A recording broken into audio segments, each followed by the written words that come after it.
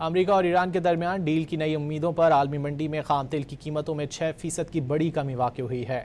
Brent खाम तेल की कीमत 6% से ज़्यादा कम होकर $91 फी बैरल की सतह पर आ गई है, जबकि अमरीकी खाम तेल की कीमत में भी 6% से ज़ायद की कमी वाक़ हुई है, जिसके बायस अमरीकी खाम तेल $84 पर ट्रेड कर रहा है।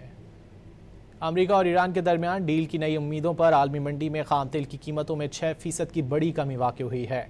ब्रेंट खाम तेल की कीमत 6% से ज़्यादा कम होकर $91 फी बैरल की सतह पर आ गई है, जबकि अमरीकी खाम तेल की कीमत में भी 6% से ज़ायद की कमी वाक़ हुई है, जिसके बायस अमरीकी खाम तेल $84 पर ट्रेड कर रहा है।